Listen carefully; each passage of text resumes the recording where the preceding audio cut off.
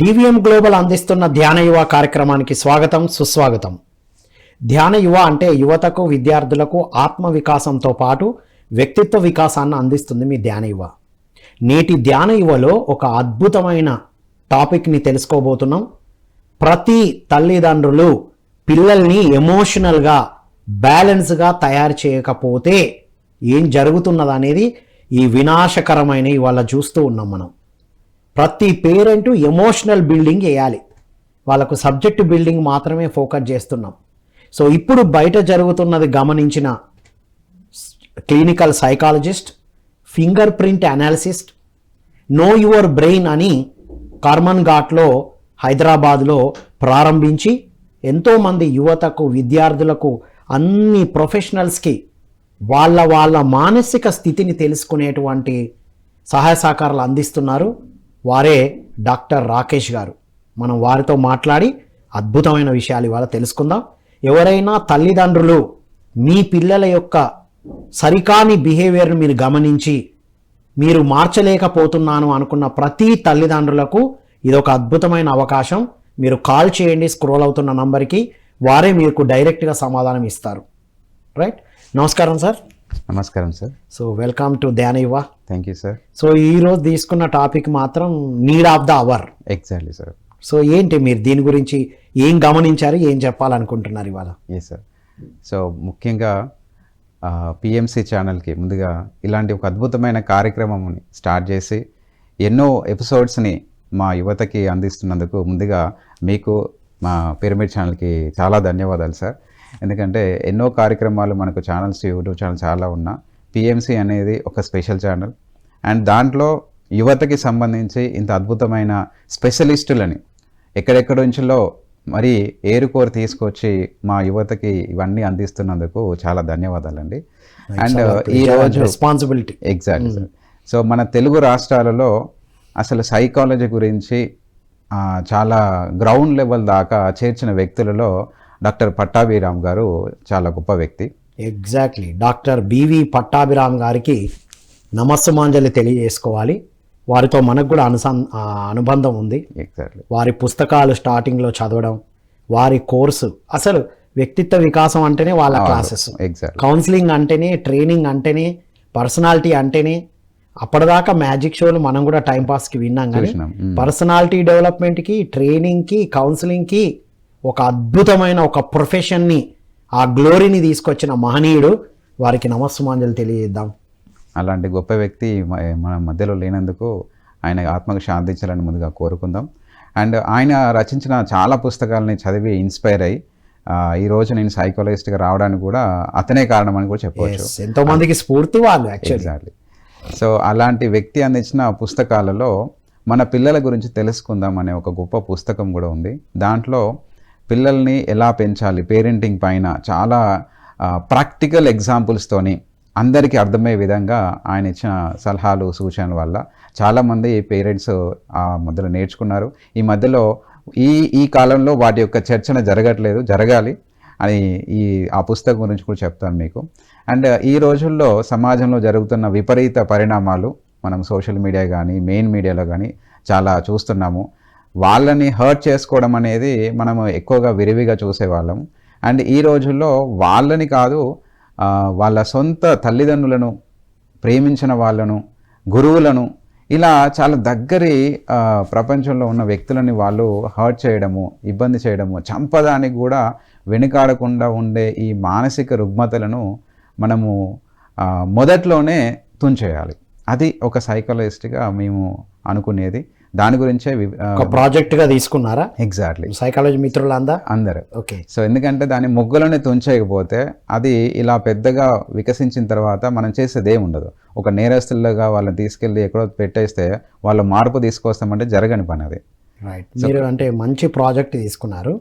మనం స్టార్టింగ్లో NLP psychology subject డీప్గా చదవకపోయినా ఎన్ఎల్పి ఉన్నప్పటి నుంచే వారిలో ఇంతకుముందు అంతా సూసైడల్ టెండెన్సీస్ని గుర్తుపట్టే ఒక ప్రణాళికలు చేశాం. కానీ ఇప్పుడు నీడ్ ఆఫ్ ద అవర్ వారిలో ఉన్న ఇంబ్యాలెన్సెస్ని గుర్తుపట్టడం ఇంపార్టెంట్. ఎగ్జాక్ట్లీ. ముఖ్యంగా పగ, ప్రతీకారాన్ని పెంచుకున్న యువతని సరైన మార్గంలోకి తీసుకురావాల్సిన అవసరం మనందరి బాధ్యత.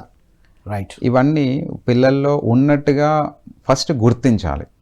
ఎందుకంటే చాలామంది తల్లిదండ్రులు ఏంటంటే ఆ ఫలితాలు వచ్చిన తర్వాత రిజల్ట్స్ని చూసి మావాడు ఇట్లా చేస్తాడా, మా వాళ్ళు ఇట్లా ఇట్లా ఇంత భావనలు ఉన్నాయా అని ఆశ్చర్యపోవడం వల్ల వంత అవుతుంది. కానీ అసలు ఎందుకు వస్తున్నాయి ఈ రోజుల్లోనే మనం ఎందుకు ఎక్కువగా చూస్తున్నాం అంటే ఈ రోజుల్లో ప్రెజర్స్ అనేవి చాలా పెరిగిపోయినాయి పిల్లల పైన. అంటే వాళ్ళకి ఎడ్యుకేషన్ స్ట్రెస్ అనొచ్చు, తల్లిదండ్రుల స్ట్రెస్ అనొచ్చు, దీంతోపాటు సోషల్ మీడియా కూడా వాళ్ళపైన చాలా విపరీతమైన ప్రభావం చూపిస్తుంది. ఎందుకంటే చాలా ఇన్ఫర్మేషన్ తొందరగా దొరుకుతుంది వాళ్ళకి.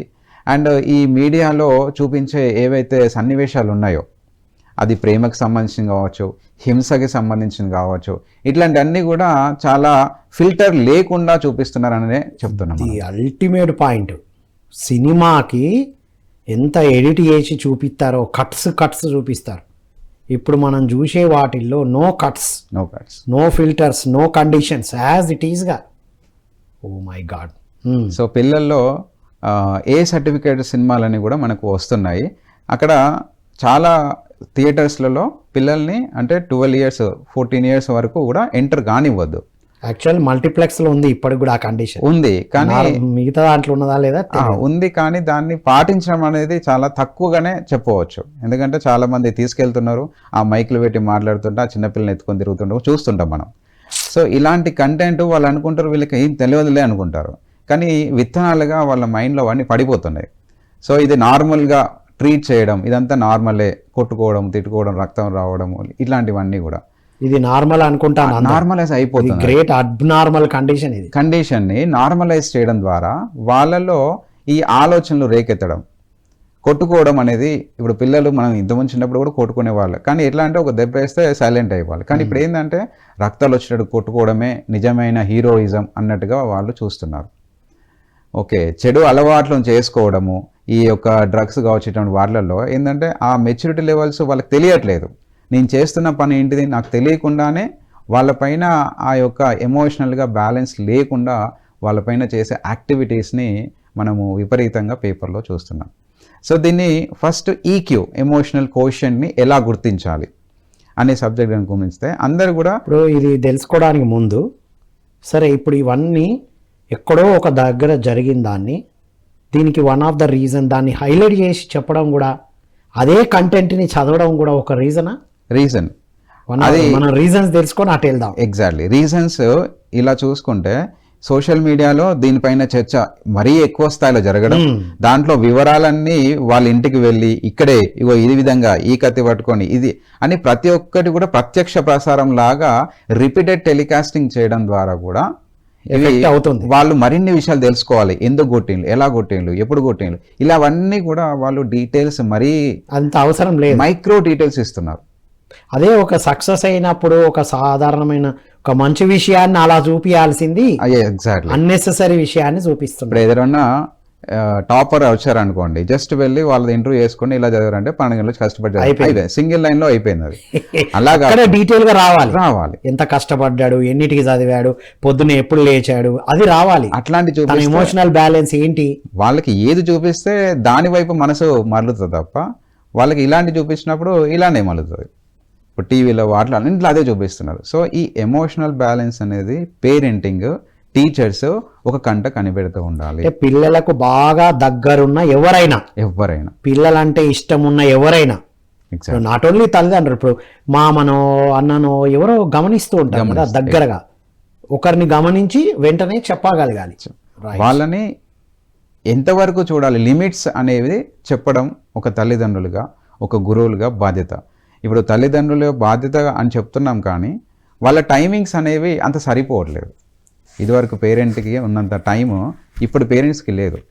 ఇదివరకు పేరెంట్స్కి వాళ్ళ చుట్టూ ఒక 2-3 సపోర్టర్స్ ఉండేవాళ్ళు, అమ్మమ్మ, నానమ్మ, తాతయ్య, ఇలాంటి బాబాయిలు, మామాయిలు. ఇప్పుడు న్యూక్లియర్ ఫ్యామిలీస్లో అంత లేదు. ఇది కూడా రీజన్ అయి ఉంటుందా మీరు చెప్పండి?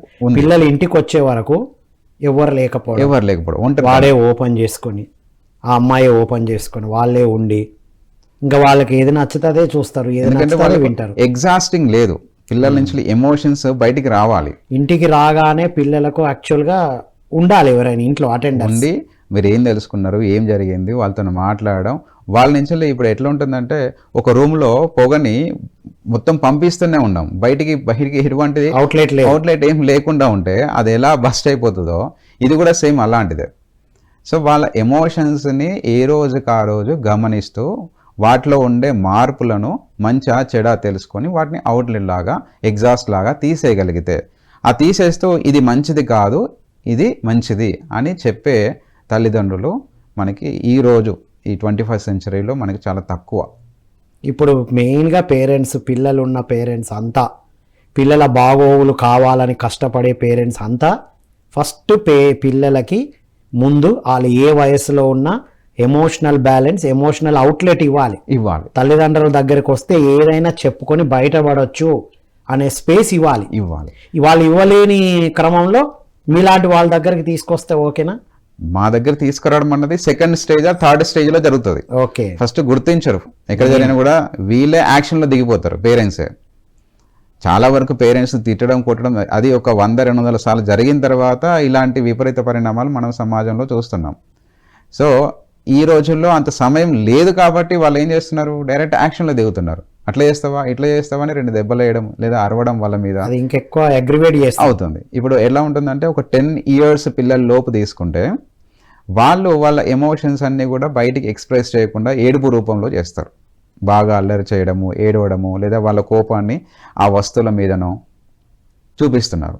సో 10 నుంచి ఏజ్ దాటిన పిల్లల్లో వాళ్ళు ఏం చేస్తున్నారు, వాళ్ళు తోటి స్నేహితుల దగ్గరనో కొట్టడము లాంటివి చేస్తున్నారు, విపరీతంగా వాళ్ళ మీద కొట్టడము. ఎందుకంటే వానికంటే చిన్నగా ఉన్నవాడి ఇంట్లో పెట్స్ ఉన్నాయనుకోండి వాటిని కొట్టడం, రోడ్డు మీద దొరికినండి వాటిని కొట్టడం. ఎందుకంటే వాళ్ళు ఏదో రకంగా ఆ కోపాన్ని బయటికి ఎగ్జాస్ట్ చేస్తున్నారు. ఎదుటి వాళ్ళను కొట్టాలని ఇబ్బంది పెట్టాలనే తత్వం డెవలప్ అయిందంటే లోపల వాడిలో ఎమోషనల్ బ్యాగేజ్ ఉంది.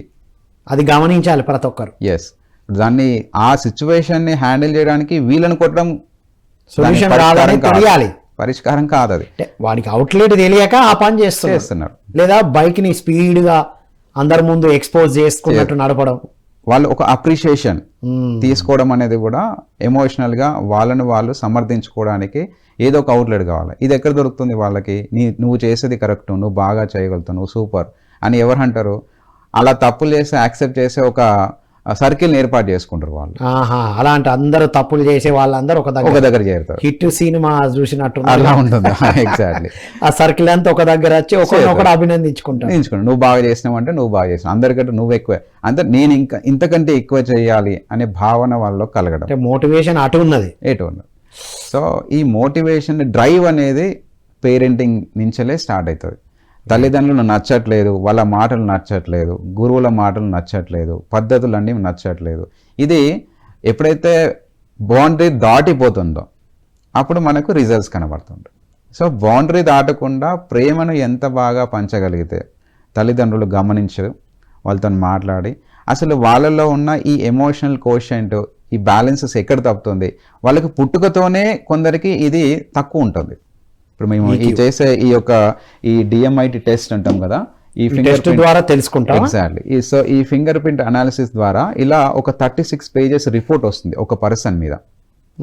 ఈ రిపోర్ట్లో ఏమేమి తెలుస్తాయంటే వాళ్ళ యొక్క పర్సనాలిటీ, వాళ్ళ యొక్క కోషన్స్, ఎమోషనల్ కోషెంట్, వాళ్ళ యొక్క intelligent quotient, creative quotient, adversity quotient. ఈ 4 కోషన్స్ చాలా ఇంపార్టెంట్. చాలా వరకు సమాజంలో ఐక్యూ గురించి మాత్రమే చర్చ జరుగుతుంది. మావానికి ఐక్యూ తక్కువ ఉందండి, ఎక్కువ ఉందండి, ఇట్లాంటి డిస్కషన్ జరుగుతుంది తప్ప ఎమోషనల్ కోషెంట్ అనేది ఎక్కడ కూడా చర్చ జరగట్లేదు. అసలు ఐక్యూని ఇన్ఫ్లుయెన్స్ చేస్తుంది. ఈక్యూ బాగున్నవాడు ఐక్యూ లెవెల్ తక్కువ ఉన్నా కోపప్ అవుతాడు జీవితం ఖచ్చితంగా. దీనికి ఒక ఎగ్జాంపుల్ చెప్పాలనుకుంటే, ఒక స్టూడెంట్ మార్కుల పరంగా మంచి 95%, 98% వచ్చినా కూడా కొన్ని ఉద్యోగాలలో ఇంటర్వ్యూలో కూడా అతను పాస్ కాలేదు, ఫెయిల్ అవ్వడం జరుగుతుంది. ఇది అల్టిమేట్ పాయింట్ చెప్పారు. సో ఏమన్నారు, DMT టెస్ట్. DMITలో ఈ డెర్మటోగ్రాఫిక్స్ మల్టిపుల్ ఇంటెలిజెన్స్ టెస్ట్ అనేది ఒక పర్సన్ యొక్క personality, multiple intelligences and their quotients. So ఇప్పుడు మన టాపిక్ కోషన్స్ కాబట్టి IQ, EQ, emotional quotient and intelligent quotient, ఈ రెండిట్లో IQ అనేది కామన్గా ఎడ్యుకేషన్లో ఇంప్రూవ్ అవుతుంది. సో దానికి ఏం డౌట్ లేదు, దాని గురించి చర్చించిన అవసరం కూడా లేదు. ఎందుకంటే మార్కులు తక్కువ వస్తున్నాయంటే వాళ్ళని పెంచడానికి వాళ్ళు వివిధ మార్గాలు స్కూల్లో గురువులు, టీచర్స్, వాళ్ళ ప్లానింగ్, స్ట్రాటజీస్ అన్నీ ఉన్నాయి. సో రిగార్డింగ్ ఎమోషనల్ క్వశ్చన్ గురించి చెప్పడానికి ఒక 5% కూడా లేదు ఎక్కడ కూడా. దాని గురించి చర్చ లేదు, దాని గురించి ఎడ్యుకేషన్ లేదు, ఎమోషన్కి ఒక వాల్యూ లేదు. కానీ దాన్ని నెగిటివ్గా మార్చడానికి మాత్రం 100కి 100% అన్ని ఉపకరణాలు మన చుట్టే ఉన్నాయి. అంటే నెగటివ్ అంటే ఎమోషన్ అర్థం చేసుకొని పాజిటివ్ ఛానల్ లేదు. ఆ ఎమోషన్ని నెగటివ్గా వాడేటువంటి విధానాలే జరుగుతున్నాయి. బా గ్రేట్ అబ్జర్వేషన్. ఇంటిలో ఉండే వాతావరణం అనేది తీసుకోండి, లేదా స్కూల్లో ఉండే వాతావరణం అనేది తీసుకోండి, లేదా చుట్టుపక్కల ఉండే ఈ సోషల్ మీడియా కానీ ఇచ్చే సినిమాలు కానీ వాట్ ఎవర్ ఇట్ ఈస్, వీటన్నిటిలో జరిగేది ఎమోషన్స్ని బేస్ చేసుకునే ఒక పెద్ద వ్యాపారం జరుగుతుంది. 100% ట్రూ. వాళ్ళని ఏ విధంగా చెడగొట్టాలో ప్లానింగ్ చేసి పక్కా ప్రణాళిక ప్రకారంగా వాళ్ళని దించుతున్నారు. సో కాబట్టి ఒక పేరెంట్గా నా పిల్లల యొక్క భవిష్యత్తు బాగుండాలి అని కోరుకునే వాళ్ళు ప్రతి ఒక్కరు కూడా ఇంటి దగ్గర ఒక హాఫ్ అన్ అవర్, ఒక 30 నిమిషాల నుంచి ఒక గంట సేపు అయినా పిల్లలతో కమ్యూనికేషన్ చేస్తే చాలు. ఇప్పుడు ఎట్లా అయితే చంటి బిడ్డ తల్లిని ఆటోమేటిక్గా గుర్తిస్తుంది. చాలా రకాల మన వీడియోస్, ప్రాక్టికల్ చూస్తాం. ఎవరి దగ్గర అయినా చంటి పిల్ల ఏడుస్తుంది అన్నప్పుడు వాళ్ళ అమ్మ ఇలా ముట్టుకొని దగ్గర తీసుకోగానే, పాలు ఇవ్వకపోయినా జస్ట్ టచ్ చేయగానే ఆటోమేటిక్గా పిల్ల ఏడుపు ఆపేస్తుంది. ఇది మనం ప్రాక్టికల్ చూస్తాం. ఎలా తెలిసింది మరి అది? ఇది మన మానవుల్లో కాదు, ఇది మీరు మిగతా జంతువులను తీసుకోండి. జంతువులకు కూడా ఆ సెన్స్ ఉంది. ఇప్పుడు మీకు ఆవు దూడలు ఇట్లా ఇష్టపెట్టగానే దాని దగ్గరికి 1000 ఆవులో ఉన్నా కూడా దాని సొంత తల్లి దగ్గరికి పడుతుంది. మనకు తాబేళ్ళు తీసుకుంటే అవి ఎక్కడో సముద్ర ఒడ్డున వచ్చి గుడ్లు పెట్టేసి వెళ్ళిపోతే మళ్ళీ ఈ పిల్లలన్నీ కూడా మళ్ళీ ఆ తల్లిని కలుస్తాయి. ఇది ప్రకృతి సహజంగా జరిగే ప్రక్రియ. దీని అర్థం చేసుకోవాలి మనం. Emotional touch of mother is very important. అలానే ఈ తల్లిదండ్రులు చిన్నపిల్లలప్పుడు బాగా ఎత్తుకోవడం, ముద్దు పెట్టడం, వాళ్ళని హగ్ చేసుకోవడం, ఇవన్నీ చాలా జరుగుతుంటాయి. ఇది లైఫ్ టైం నీడ్. ఇది ఒక వ్యక్తికి లేదా ఒక పర్సన్కి, ఆడగాని మగ కానీ, ఒక చంటి పిల్లాడి దగ్గర నుంచి వాళ్ళు చనిపోయే వరకు ఈ ఎమోషనల్ టచ్ అనేది అందరికీ అవసరం. అది ఎంత ఎక్కువగా మనం ప్రొవైడ్ చేయగలిగితే, ఒక తల్లిదండ్రులుగా ఎంత ఎక్కువగా ప్రొవైడ్ చేయగలిగితే వాళ్ళ యొక్క రిజల్ట్స్ అనేవి అంత పాజిటివ్గా తీసుకురావచ్చు. ఓకే, సో కాబట్టి ఈ ఎమోషనల్ టచ్ ఎవ్రీడే చేయాలి. దీని ఎమోషనల్ బ్యాలెన్స్ చేయడానికి మంచి సమయం ఏంటిదంటే రాత్రి సమయం. ఎవరు ఎక్కడ ఉన్నమైనా రాత్రి అయితే అందరు ఇంటికే చేరుకుంటారు. రాత్రి పడుకునే సమయంలో వాళ్ళ మీద వచ్చిన కంప్లైంట్స్, వాళ్ళకున్న ఇబ్బందులను తెలుసుకొని రాత్రి పడుకునే ముందు వాళ్ళ నెత్తి మీద చేయి పెట్టేసి కొన్ని అఫర్మేషన్స్, పాజిటివ్ అఫర్మేషన్స్ మనకు కొన్ని తెలుసు, లేదా ఇవి ప్రాక్టికల్గా నాకు తెలియదు అనుకునే వాళ్ళు ఏం లేదు, నువ్వు మంచి వాడివి, నువ్వు చాలా బలవంతునివి, నువ్వు మంచిగా ఉండగలుగుతావు, అందరితో ఏవైతే వాడు తప్పులు చేస్తుండో వాటిని మార్చడానికి పాజిటివ్ అఫర్మేషన్ చేయగలిగింది. దీనికి ముందు అసలు ఈ ఇండివిజువల్ బెడ్రూమ్స్ నుంచి బయటపడి అందరూ ఒక దగ్గర ఉన్నప్పుడు పిల్లలందరూ ఎంత వయసు వాళ్ళు ఉన్నా అందరూ ఒక దగ్గర పడుకున్న రోజులు ఖచ్చితంగా ఎప్పుడు జరిగేటి ఇవన్నీ. ఆ కాలంలో తీసుకుంటే పిల్లలకి కంపల్సరీగా రాత్రి పడుకునే ముందు ఏదో మంచి కథ చెప్పుకుంటూ వాళ్ళు నిద్రపుచ్చేవాళ్ళు. ఈ రోజుల్లో కథలు లేవు, కమమేషులు లేవు, అన్ని ఆక్యుపై చేసి అన్ని ఫోన్లో తల్లిదండ్రులు బిజీ ఉంటారు, వాళ్ళకి ఏం కావాలో చూసుకుంటారు. కాబట్టి ఈ 10 సంవత్సరాల లోపు అయితే ఇప్పుడు చెప్పినట్టుగా పిల్లలతోని అలా రాత్రి పడుకునే సమయంలో ఒక 4 నుంచి 5 మాటలు రెగ్యులర్గా, నువ్వు మంచి పిల్లాడివి, నువ్వు బాగా చక్కగా రాయగలుగుతావు, నువ్వు మంచి మార్కులు తెచ్చుకోగలుగుతావు, నీకు మంచి తెలివి ఉంది, ఇలా 4-5 మాటలు ఏవో వాళ్ళకి సంబంధించినవి, వానికి ఏవైతే లోపాలు ఉన్నాయో ఆ లోపాలు సరిదిద్దే విధంగా ఉండే ఈ 4 మాటలు రాత్రి పడుకునే ముందు ప్రతిరోజు తల్లిదండ్రులు కనుక, తల్లియో తండ్రో ఎవరో ఇద్దరిట్లో ఎవరో ఒకరు ఉంటే వెళ్ళండి గుడ్. సో ఇలా చేస్తూ ఉంటే 3 నెలల్లో ఇది ఆల్రెడీ ప్రాక్టికల్గా నేను సాధించి చూపించాను. మీ దగ్గర కౌన్సిలింగ్ వచ్చే పేరెంట్స్కి దాని గురించి డీటెయిల్ చెప్పండి. వాళ్ళు ఏ ప్రాబ్లం కోసం వచ్చారు, మీరు ఏం చెప్తే ఏం చేస్తే రిజల్ట్ ఏమొచ్చింది. ఖచ్చితంగా. సో ఇది ప్రాక్టికల్గా ఒక 8 సంవత్సరాలు ఉండే అబ్బాయి దగ్గర పేరెంట్స్ వాడు ఏంటంటే అతని పర్సనాలిటీ టైప్ వచ్చేసి ఈగిల్, మనం రిపోర్ట్లో తెలుస్తుంది. అది అంత చిన్న పిల్లలతో కూడా ఇవి చేపియచ్చా? 4 సంవత్సరాలు అండ్ ఎబో ఎవరైనా కూడా ఈ టెస్ట్ చేసుకోవడం లైఫ్ టైంలో ఒకసారి చేసే టెస్ట్ ఇది. సో ఈ టెస్ట్ చేసుకుంటే వాళ్ళ పర్సనాలిటీ, వాళ్ళ ఇంటెలిజెన్సెస్ అండ్ వాళ్ళ యొక్క క్వశ్చన్స్, వాళ్ళ లెర్నింగ్ స్టైల్, వాళ్ళ యొక్క థింకింగ్ స్టైల్ అండ్ వాళ్ళకు ఎటువంటి ఎక్స్ట్రా కరికులం యాక్టివిటీ అయితే బాగా సూట్ అవుతుంది, వాళ్ళ కెరియర్ వాళ్ళ ఈ ఇంటెలిజెన్స్ బేస్ చేసుకొని ఏదైతే బాగుంటుంది అనే ఒక 10 రకాల పాయింట్స్ని ఈ రిపోర్ట్లో మనం చూపిస్తాం.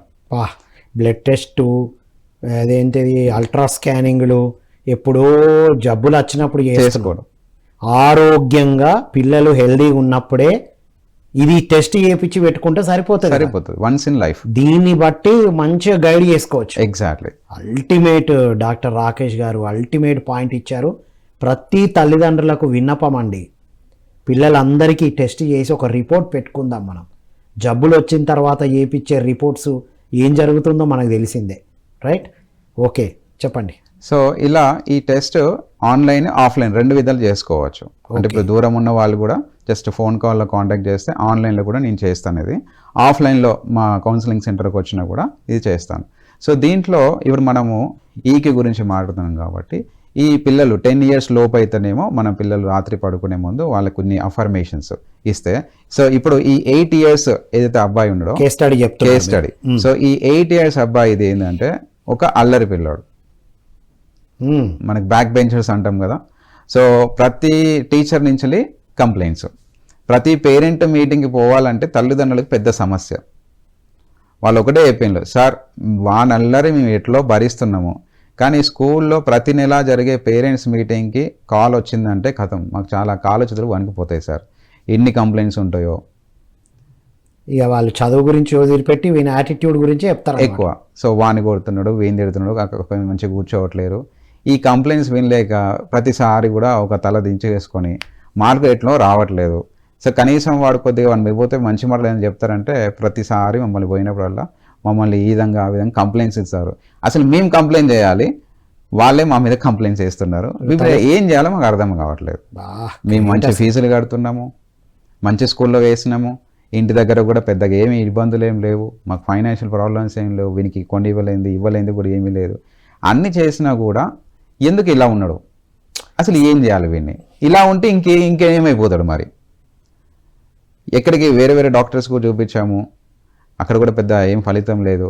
అసలు ఏంటి వీని సమస్య? మీ దగ్గరికి ఎట్లా వచ్చారు? మన స్కూల్లోనే మన ప్రిన్సిపల్ మేడము ఒకసారి రెఫర్ చేస్తే వచ్చారనమాట. ప్రిన్సిపల్ మేడం గ్రేటు, అది గమనించి వచ్చిన వాళ్ళు గ్రేట్. సో వాళ్ళకి ఫస్ట్ ఏం చేస్తానంటే నేను అసలు పిల్లలు ఎందుకు ఇలా ఉంటారని జనరల్ ఒక 5 నిమిషాలు మాట్లాడిన తర్వాత, మీలోని ప్రత్యేకమైన ప్రతి వ్యక్తికి కూడా టాలెంట్స్ ఉంటాయి. సో ఆ టాలెంట్స్ మీకు ఏమైనా గమనించినలా?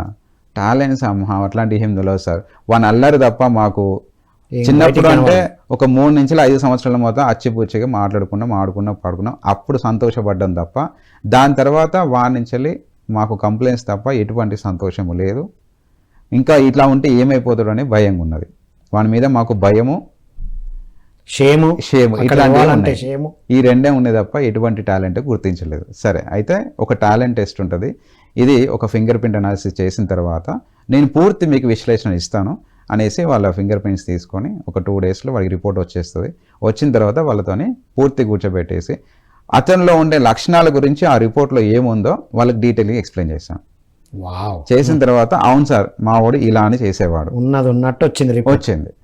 అంత లాస్ట్కి వచ్చిన తర్వాత 95% అక్యూరసీ. 95% అక్యూరసీ. ఇది ఎవరు ఇచ్చారంటే వాళ్ళు ఇచ్చారు, ఎందుకంటే నాకు రిపోర్ట్లో దగ్గరనే వచ్చింది కదా, పిల్లోని ఫింగర్ వచ్చింది, మీరేం క్రియేట్ చేసేది కాదు. సో వాళ్ళ ఫింగర్ ప్రింట్ నుంచి బ్రెయిన్ అనాలిసిస్ చేసి వాళ్ళ ఫస్ట్ పర్సనాలిటీ, వాళ్ళు డామినెంట్ పర్సనాలిటీయా లేకపోతే వాళ్ళది స్టడీ పర్సనాలిటీనా, ఇవి తెలుసుకున్న తర్వాత అతనిది డామినెంట్ పర్సనాలిటీ అని తెలిసింది. సో డామినెంట్ పర్సనాలిటీ అంటే ఒక ఈగిల్, ఒక గద్దను కనుక గమనిస్తే ఎట్లా ఉంటుందో అట్లా ఉంటుంది. వాళ్ళు ఎప్పుడు కూడా ఒంటరిగా ఉండడానికి ప్రయత్నిస్తారు, ఈగిల్ ఎప్పుడు కూడా ఒంటరిగా ఉంటుంది. అండ్ వాళ్ళది కొద్దిగా అగ్రెసివ్ బిహేవియర్ ఉంటుంది, అంటే వాళ్ళ మాటే నెగ్గాలి అనేది వాళ్ళ బిహేవియర్లో. మాటకు వ్యతిరేకంగా వచ్చినప్పుడు వాళ్ళని తన్నడానికైనా ఏదైనా చేస్తారు, వాళ్ళు రివర్స్ బిహేవియర్ చూపిస్తారు. అది సో డామినెంట్ బిహేవియర్ని అర్థం చేసుకునేది ఏంటంటే వాళ్ళు ఎప్పటికైనా వాళ్ళ యొక్క కమాండ్స్ని మిగతా వాళ్ళ మీదకి రుద్దడానికి ట్రై చేస్తారు. వేరే వాళ్ళు వాళ్ళ మీద కమాండింగ్ చేస్తే ఒప్పుకోవడం వాళ్ళకి సాధ్యం కాదు. సో ఈ పాయింట్ చెప్పిన తర్వాత వాళ్ళు అవునండి, వాడు అసలు వాని బట్టలు వానికి నచ్చినట్టు ఉండాలి, వాని బుక్స్ వానికి నచ్చినట్టు ఉండాలి, బయటికి వెళ్తే ఏదైనా కొనిస్తాను ఇది వద్దు, అన్ని నిర్ణయాలు వాడు తీసుకుంటాడు సార్. 8 years 8 years పిల్లోడు. మాకు అనిపిస్తుంది మా కొడుకు నా మాట వినాలని వాళ్ళ నాన్ననేమో అతన్ని డామినేట్ చేయడానికి ట్రై చేస్తారు. ఈ యొక్క ఇద్దరి డామినేషన్లో ఈ రిపల్షన్ అనేది స్టార్ట్ అయింది.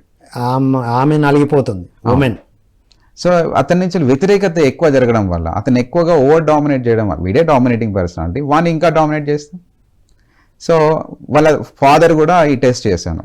సో వాళ్ళ ఫాదర్ కూడా same personality, same domination. So ఇద్దరు డామినేషన్స్ ఎప్పుడైతే జరుగుతుందో ఇలాంటి రిపల్షన్స్, ఇది మ్యారిటల్ అఫైర్స్ లో కూడా జరుగుతుంది. ఇద్దరు కపుల్స్ కూడా చేయాలి. మాట్లాడుతుంటే నాకు అదే స్ట్రైక్. ఎగ్జాక్ట్లీ. సో కపుల్స్ లో కూడా ఎక్కువగా జరిగే కేసెస్ లో కూడా ఇవి చేసాము. వాళ్ళకు కూడా ఈ కౌన్సిలింగ్ లో ఇవి ఇచ్చిన తర్వాత అక్కడ కూడా మనకు మంచి రిజల్ట్స్ వచ్చినాయి. సో ఈ అబ్బాయి ఏం చెప్పారు, ఏం గైడ్? సో ఇక్కడ గైడెన్స్ ఏంటంటే ఫస్ట్ డామినెంట్ పర్సనాలిటీని అర్థం చేసుకోవాలి. వాళ్ళు ఫ్యూచర్లో వాళ్ళకు ఇవ్వాల్సింది ఏంటంటే వాళ్ళకు ఓన్లీ టార్గెట్స్ ఇవ్వాలి. వీళ్ళు టార్గెట్ ఓరియంటెడ్ పీపుల్. వీళ్ళకు సక్సెస్కి ఏం సక్సెస్ అంటే ఏంటిది, ఆ క్లాస్లో లేదా ఆ సబ్జెక్ట్లో ఏం వస్తే సక్సెస్, దాన్ని ఎట్లా చేరుకోవడానికి గైడెన్స్ ఇవ్వాలంతే, కమాండ్స్ ఇవ్వద్దు వీళ్ళకు. ఓకే. రెండోది, వీళ్ళను వేరే వాళ్ళతో కంపేర్ చేయొద్దు. అది ఎప్పుడైతే కంపారిజన్ స్టార్ట్ అవుతుందో వీళ్ళ దగ్గర నెగిటివ్ మొత్తం అన్ని కూడా నెగిటివ్ థాట్స్ వస్తాయి వీళ్ళకి. నాకంటే ఎక్కువ వాడిని, ఇప్పుడు వాడిని తగ్గించడానికి ట్రై చేస్తారు తప్ప వీళ్ళని ఇంప్రూవ్ చేసుకోవడానికి ట్రై చేయరు. ఆల్రెడీ డామినేషన్ అనుకున్నాడు, ఎక్కువ అనుకున్నాడు కదా. ఇతని యొక్క ప్రభావం ఎక్కువ ఉండాలంటే అందరూ వీడిని హైలైట్ చేసుకోవాలి, కానీ వాళ్ళని హైలైట్ చేస్తున్నారు. వాళ్ళని ఎట్లా తగ్గించాలి, ఇవి సినిమాల్లో కూడా చూస్తుంటాం మనం. సో ఇట్లాంటి పర్సన్ ఎవరినైతే చూపిస్తారో వాళ్ళని చంపడానికి నెంబర్ 1 తీసేయాలని చూస్తారు తప్ప నెంబర్ 1 నేను మారాలని చూడరు వీళ్ళు. సో ఇట్లాంటి బిహేవియర్ వాడు ప్రదర్శించిన వల్ల అది ఆటోమేటిక్గా నెగిటివ్గానే ఉంటుంది. కోపం రావడము, అగ్రెసివ్గా బిహేవ్ చేయడము, వాళ్ళని అనుకున్నది జరగనప్పుడు ఇలాంటివి వచ్చినప్పుడు సో చూపించాను వాళ్ళకి, రిపోర్ట్లో ఇలా ఉంది. సో ఇలా అంటే అవును ఇలానే బిహేవ్ చేస్తాడు. దీనికి ఫస్ట్ ఐడెంటిఫై చేసిన, first stage identify, then understand. So ఇలాంటి వాళ్ళు కూడా సొసైటీలో మనకి టాప్లో ఉంటారు వీళ్ళు. మనకి ఎవరినైతే ఇప్పుడు చూసుకుంటాం బిజినెస్లో అయినా స్పోర్ట్స్లో అయినా అగ్రెసివ్ ఉన్న వాళ్ళే సక్సెస్ అవుతారు. సక్సెస్ మీద పెట్టారు దాన్ని, వాళ్ళు ఛానలైజ్ చేసేయంలో వాళ్ళకి కూడా అదే చెప్పాను. సో 21 రోజులు ఫస్ట్ బేస్ ఇది. ఈ 21 రోజుల్లో నేను ఇచ్చే అఫర్మేషన్స్, ఎక్సర్సైజెస్, కొన్ని ఏమో అగ్రెషన్ తగ్గించడానికి కొన్ని ఫింగర్ ఎక్సర్సైజెస్, కొన్ని రీడింగ్ ఎక్సర్సైజెస్, కొంత మెడిటేషను, చిన్న చిన్న టిప్స్ అబ్బాయితో మాట్లాడాను. వాళ్ళకి ఏంటంటే ఒక ఆటలాగా ఉండాలి తప్ప ఏదో క్లాస్ లాగా ఉండొద్దు. అలా క్లాస్ కాదు, మళ్ళీ ఏదో ప్రణాళిక వేసి నా మీద అన్నట్టు కూడా ఉండొద్దు. చిన్న చిన్న ఎక్సర్సైజ్, స్కిప్పింగ్ ఎక్సర్సైజ్, ఎగ్జాస్ట్ కావాలి వాళ్ళు. ఫిజికల్గా ఎగ్జాస్ట్ అవుతేనే వాళ్ళ లోపల మెంటల్ బ్యాలెన్స్ అనేది దొరుకుతుంది. సో అతన్ని కరాటేలో జాయిన్ చేయమని ఫస్ట్, అది రన్నింగ్లో కానీ కరాటే ఏదైనా కరాటే అవైలబుల్ ఇస్తారంటే కరాటేలో జాయిన్ చేయండి ఫస్ట్ అతన్ని. ఎందుకంటే మార్నింగే ఒక 1 hour పాటు వాళ్ళు ఎక్సర్సైజ్, ఫిజికల్ ఎక్సర్సైజ్ అన్నీ చేయించేసి వాళ్ళకు బాక్సింగ్ ఇట్లాంటి ఎక్సర్సైజ్ అన్ని చేస్తారు కదా. సో చేసినప్పుడు వాళ్ళు అగ్రెషన్ అనేది బయటకు వస్తుంది, ఎక్స్ప్లోర్ అయిపోతుంది, బయట అరుస్తారు, దాంట్లో అని అరుస్తారు. సో వాళ్ళకి ఈ అరుపులు కావాలి, ఆ ఫైటింగ్ చేస్తా అంటే అదంతా కూడా వాళ్ళు కంట్రోల్ చేస్తారు. మళ్ళీ కంట్రోల్డ్ ఫైటింగ్ అది. ఇప్పుడు బయట కొట్టుకోవడం అంటే కంట్రోల్ లేదు, ఇక్కడ ఏంటంటే టెక్నిక్, కంట్రోల్. ఏం చేస్తే ఏమొస్తుంది, వానికి మెడల్స్ వస్తాయి, వానికి ఒక లక్ష్యాలు పెడతారు అక్కడ. నాన్న ఈ 15 days, ఈ 1 month లోపల ఇగో ఈ కటార్స్ అన్ని కూడా బాగా నేర్చుకుంటే నీకు ఒక మెడల్ వస్తుంది అని చెప్పగానే 15 days లోపల వాడు నేర్పించాడు. కరాటేలో వితిన్ 3 monthsలో మామూలుగా అయితే 1 లేదా 2 belts పోగలరు, వీడు 3 belts కొట్టాడు. బాబ్రే, వాడు ఏం అగ్రెషన్ అన్నట్టు.